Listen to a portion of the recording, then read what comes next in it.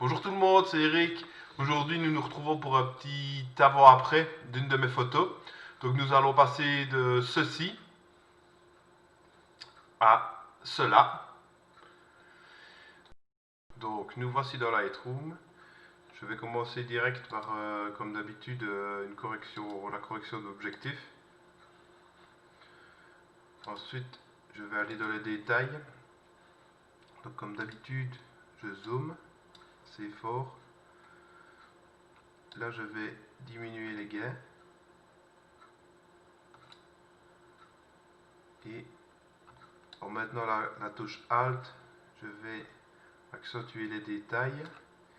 Et toujours en maintenant la touche Alt, je vais avec le slider masquage mettre de la netteté juste là où j'en ai envie, donc c'est-à-dire ici sur les parties blanches de l'image. Donc voilà, comme ça je n'en mets pas dans le ciel. Voilà. Ensuite, je vais passer au recadrage de l'image et surtout en mettant l'horizon bien droit. Voilà. Et puis je vais recadrer légèrement pour vraiment attirer le regard sur la basilique.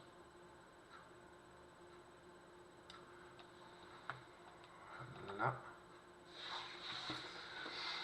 Ensuite, je vais commencer les réglages de base. Donc ici, je vais aller rechercher des informations dans le ciel blanc. Donc je vais descendre assez fort les tons clairs. À l'inverse, je vais déboucher les tons sombres. Je vais faire mon point blanc et mon point noir. Donc ce qui rajoute un peu de contraste à l'image. Ensuite, je vais donner un léger coup d'exposition à l'ensemble de la photo. Et je remarque que je ne suis pas... Voilà, c'est beaucoup mieux comme ça. Ensuite, je vais donner un coup de clarté, ainsi que de la texture. Et avec le slider correction de voile, je vais le diminuer à rien pour augmenter un peu cet effet de brume sur l'eau. Donc voilà les réglages de base faits. Maintenant, je vais m'attaquer à la colorimétrie. Donc ici, mon souhait, c'est de donner un côté féerique à l'image. Donc je vais diminuer la balance des blancs. Donc je vais aller dans les tons plus froids, donc plus bleus.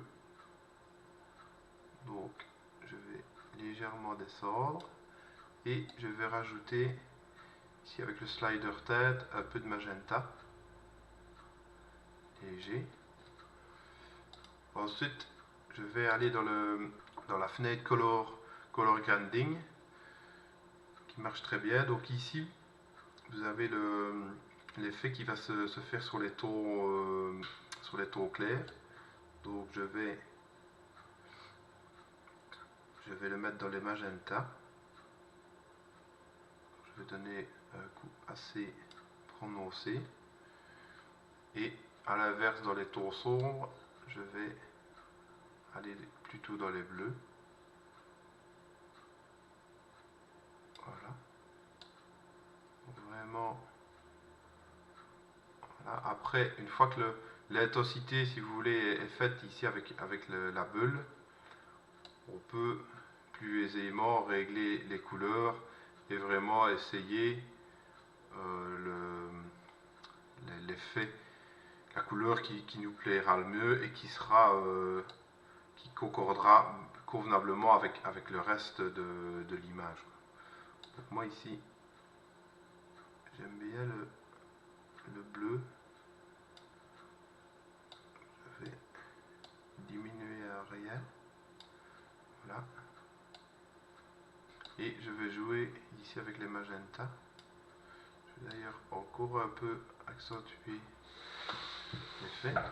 Voilà pour la colorimétrie. Après, on peut toujours aussi, par exemple, saturer les bleus beaucoup plus fort. Maintenant, là, c'est beaucoup trop.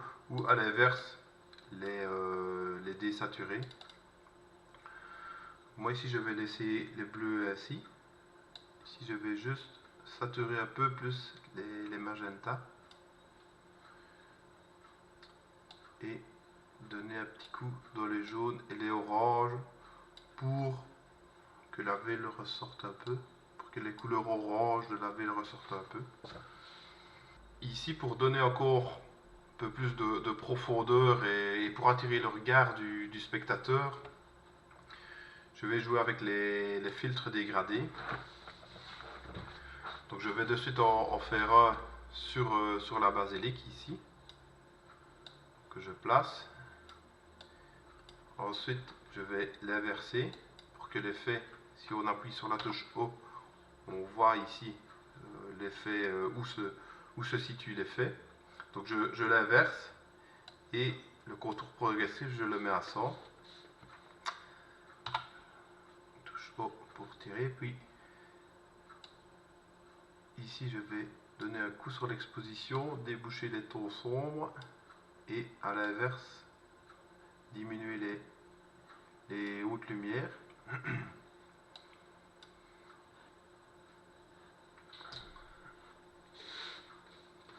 Ensuite, je vais dupliquer le filtre et je vais le mettre sur le reste des bâtiments de la ville. Ici, je vais diminuer l'exposition de façon générale. Voilà. Je vais l'ajuster. Donc ça, c'en est terminé pour guider le regard sur la ville. Ensuite ici, comme je vous l'ai écrit dans l'article, je me suis servi du pot pour donner une ligne directrice qui amène le regard vers la basilique que je viens de mettre, que je viens de souligner avec les filtres dégradés. Ici, je vais prendre mon outil pinceau et je vais passer sur le pont. Je vais peindre sur le pont pour augmenter le regard et la ligne directrice. Donc voilà, je souligne bien toutes les parties que je veux mettre en évidence. J'augmente un peu l'exposition, ainsi que déboucher les tons sombres. Voilà, je vais encore redonner un coup ici.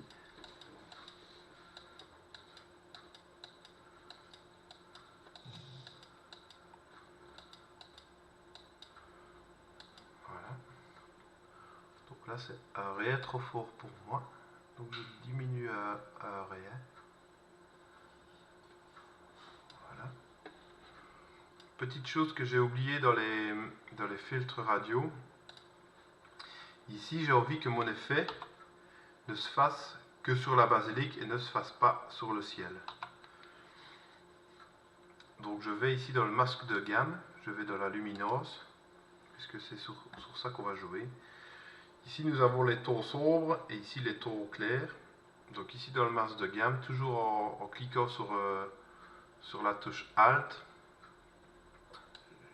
et en même temps sur le slider, j'ajuste l'effet là où j'en ai envie, quoi. Donc ici je vais légèrement jouer avec le slider pour que l'effet ne se fasse que sur les parties blanches et à l'inverse sur les parties claires. Comme je ne veux pas que l'effet se fasse sur le ciel, je vais diminuer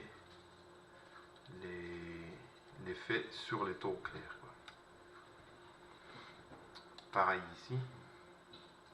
Donc je retourne dans ma luminosité, dans mon masque de gamme. Pareil, je donne un petit coup sur les tons sombres et un petit coup sur les tons clairs, pardon. Voilà. Donc nous pouvons déjà faire un petit avant-après des filtres pour que vous voyez vraiment l'effet que ça donne. Maintenant c'est assez subtil, mais voilà, il ne faut pas que ce soit trop flagrant, quoi. Donc il faut vraiment donner des effets subtilement, quoi, gentiment. Donc nous pouvons faire pareil avec le pinceau. Vous allez voir que c'est encore une fois assez subtil. Voilà, voilà de où on est parti et vers où on peut arriver avec les réglages que je vous ai montrés. Alors autre petite chose qu'on m'a demandé, c'est l'exportation pour Facebook. Donc vous vous rendrez ici dans le menu exporter. Donc ici vous réglez le dossier sur votre PC où vous voulez que la photo arrive. Et ici dans la redimensionnement de l'image pour Facebook, moi je mets chaque fois du bord le plus large, je mets une grandeur de 1200 pixels, donc ce qui fait que la photo sera bien affichée sur Facebook. Donc maintenant vous savez comment exporter vos photos sur Facebook. Nous allons ici encore faire une petite analyse de la retouche. Donc on voit très clairement que la colorimétrie a vraiment amené un plus à l'ensemble de la photo, ainsi que souligner les parties où l'on veut attirer le regard et vraiment guider le regard. Donc voilà, le tutoriel touche à sa fin. J'espère que ça vous a aidé à voir comment on peut retoucher une photo sur Lightroom. N'hésitez pas à vous abonner, à liker, à me donner vos commentaires sur ce tutoriel. Et n'hésitez pas à vous abonner à ma chaîne ainsi que sur le site, comme ça vous serez au courant de toutes les dernières nouvelles que je propose, ainsi que les articles, les tutos et ainsi de suite. Je vous invite aussi à télécharger mon e-book sur la photo nocturne. Donc là où je vais plus dans les détails, dans toutes les notions à maîtriser. Concernant les retouches aussi, je vous conseille d'aller voir sur le site de Seb Dors, qui a fait un chouette travail sur tout le développement sur Lightroom. Donc ça pourra aussi vous aider à optimiser vos photos et les améliorer. Passez un bon week-end et profitez pour en faire un max de photos. À bientôt!